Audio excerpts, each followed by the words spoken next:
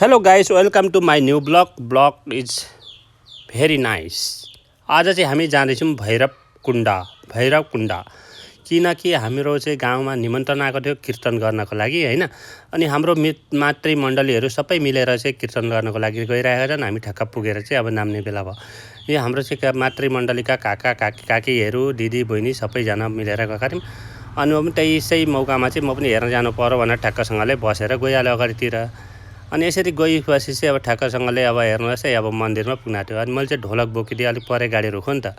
अनि ढोलक बोकेर काँडामा यसरी भिडियो गर्दै अगाडि गएँ।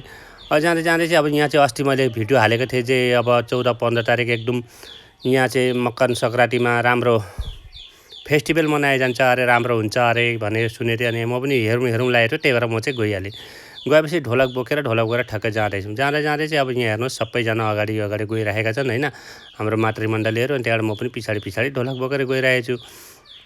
अब यहाँ चाहिँ के हुन्छ भने कीर्तन भजन हैन, हाम्रो मकर सङ्क्रान्तिको लागि चाहिँ अब यस्तो उत्सव मनाउनको लागि यस्तो प्रकारले चाहिँ अब सबै गाउँबाट निमन्त्रण, अब 65वटा गाउँ निमन्त्रण भन्थे। अब 65 चाहिँ कुनै कति के हो हैन, त्यो चाहिँ थाहा भएन। तर हामी चाहिँ गइरहेका थियौँ। हामी ठक्कसँगले जाँदै अब पुग्न लाग्यो हैन। म चाहिँ ढोलक काँडामा बोकि नै राखेको छु है साथीहरू। ठ्याक्कै पुगेपछि यहाँ चाहिँ स्वागतको गेट पनि यस्तो मजाले ठक्क लगाइराखेको रहेछ हैन, भोगाली भ्यू भनेर। भोगाली भ्यू मकर सङ्क्रान्ति हैन, यस्तो प्रकारले गेट लगाएको रहेछ। स्विच गेटको छेउमै चाहिँ यसरी गेट लगाएको रहेछ। लगाएपछि चाहिँ त्यहाँबाट अब यहाँबाट पस्यो। यो गेट देखेर चाहिँ ओहो साह्रै राम्रो राम्रो छ भनेर ठ्याक्कसँगले अगाडि गएपछि चाहिँ ठ्याक्कै अब मन्दिरको छेउ पुग्न आँट्यो। यहाँ यस्तो झन्डा पनि लगाएको रहेछन् हैन, हाम्रो हिन्दूको शिवजीको झन्डा। शिवजीको मन्दिर हो कि त्यहाँ चाहिँ शिवजीको मन्दिर हो, महाभैरव शिवजी मन्दिर हैन। भैरवकुण्ड बोर्डरको छेउमा हुनको लागि चाहिँ महाभैरव भनेको होला सायद हैन। अनि ठ्याक्कसँगले हामी चाहिँ अब पुग्न लाग्यो। यहाँ चाहिँ यसो हेरेको अब के बेच्नेहरूले पनि चाल पाएर चाहिँ यहाँ आएको रहेछ। यहाँ चाहिँ ठ्याक्कसँगले रोटी पकाइरहनु भएको छ। हाम्रो माताश्रीले चाहिँ रोटी ड्याङ घुराइरहनु हेर्छ। रोटी बिहान यो रोटी पकाइरहेका छन् हैन, प्रसादको लागि रोटी। यहाँ आएर माइजू पनि हुनुहुन्छ, रोटी पकाइरहनु हेर्छ हैन। अनि यस्तो रोटीको दृश्य देखेपछि चाहिँ अब ठ्याक्कसँगले हैन यी रोटी दिइरहनु हेर्छ आमाले स्वाई पारेर हैन। यता माइजू हुनुहुन्छ, यता खिचडी पाकिरहेको छ। यहाँ चाहिँ कीर्तन भजन भइरहेको छ। यहाँ चाहिँ पार्टी आफ्नो गाउँबाट कीर्तन आइरहेका छन्। अनि हामी पनि आएका छौँ यहाँ खुस्राबारी उहाँहरूको कीर्तन सक्ने बित्तिकै अनि हाम्रो पाली आउँछ हैन। हाम्रो पाली आउँछ भनेपछि ठ्याक्कसँगले अनि अब यहाँ चाहिँ होम भइरहेको छ हैन। यहाँ चाहिँ एकदम जबरजस्त होम, अब भगवानको शिवशङ्करको होम भइरहेको छ। स्वाहा भनिरहेका छन्। मैले पनि हो ठिकै रहेछ, यहाँ चाहिँ पूजा हुँदै रहेछ हैन, राम्रो हो भनेर अब ठ्याक्कसँगले यसरी होम गरेको हेरेँ, भिडियो गरेँ। अनि त्यहाँबाट ठ्याक्कसँगले निक्लेर अनि ठ्याक्कै यतापट्टि आयो। कतापट्टि भन्दाखेरि उता मन्दिरतिर जाउँ न त भनेर अब मन्दिरतिर जानु मन लाग्यो कि। अनि ठ्याक्कै मन्दिरतिर गएको। मन्दिरमा चाहिँ यस्तो भिड रहेछ बाफ्रे बा दर्शन गर्ने। यहाँ चाहिँ यस्तो पहिलोचोटि होला भने यस्तो छिरेर चाहिँ मैले चाहिँ भिडियो ट्याक्कै गरिहालेँ भोलेनाथको हैन।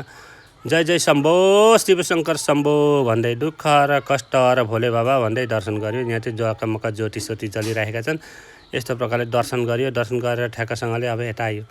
यता चाहिँ अब सबैजना हाम्रो बुद्धिजीवीहरू बसिरहेका छन् यसरी हैन, यी बसिरहनु हेर्छन्। अनि त्यहाँबाट ठ्याक्कसँगले यता पनि अलिकति देखाएँ। यहाँ चाहिँ अब यस्तो दानसान उठाउने हैन, यस्तो के भेटिदिन्छन् नि त, अब यस्तो दक्षिणा उठाइरहेको छ। अनि ठ्याक्कसँगले म चाहिँ नदीमा यसो हातखुट्टा धुनाउनु लाग्यो, किनकि घरमा नुहाएर गएको थिएँ। अब मकर सङ्क्रान्तिमा त नुहाउनु पऱ्यो नि त हैन।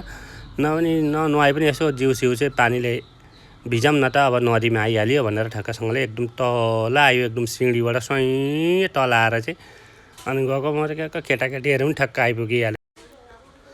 अनि मकर सङ्क्रान्ति हो भनेर ठ्याक्कसँग छोरालाई पनि लगेँ। छोरालाई पनि यस्तो पानीले यसो खेलायो, हातखुट्टा धोइदिएँ हैन।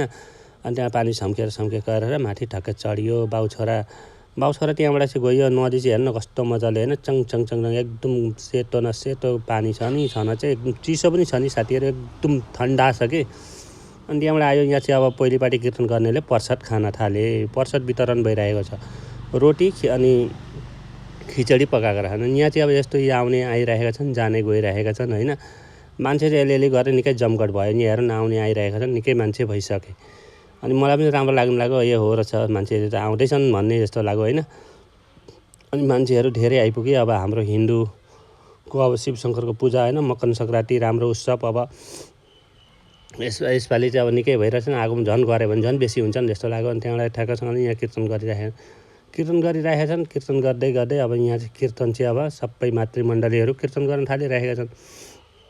अनि कीर्तन भजन चलिरहेको छ। म पनि यताउता भिडियोको लगाइरहेको छु। अब यहाँ भजन चलिरहेको छ, प्रसाद वितरण होइन। यहाँ हेर्नुहोस् मान्छे यताउता सबै अब खाने खाइरहेका छन्, घुमिरहेछन्, कीर्तन गरिरहेका छन्, आफ्नो मजामा छन् सबैजना। म पनि ठक्कसँगले अब यहाँबाट गरेँ। अब हाम्रा पनि मातृमण्डलीहरू यहाँ बस्नुपर्छ होइन। मातृमण्डलीहरू बसिरहेछन् हाम्रा गाउँका होइन। हाम्रो खुसराबारी बगान दुर्गा मन्दिरका आमा दिदी बहिनीहरू कीर्तन गर्नको लागि ठ्याक्क म चाहिँ यताउति हेर्न थालेँ। अब यहाँ कतिको मान्छे आउँदैछन्, कतिको जाँदैछन् भनेर नि त होइन। आउने आइगइरहेछन्, जाने गइरहेका छन् होइन। यहाँ चाहिँ अब कीर्तन गर्नको लागि सबैजना। अनि मेरो पनि अब नेरा आयो। म पनि अब घर जानु पर्यो त भनेर अब बाहिरतिर निक्लेँ। अब उहाँ कीर्तन भजन चाहिँ भइरहेको छ होइन। त्यहाँबाट ठ्याक्कसँग छोडेर म टक्क निक्लेर बाटातिर सही जाँदैछौँ। अब गाडीतिर जाएर अनि घर जाने भनेर।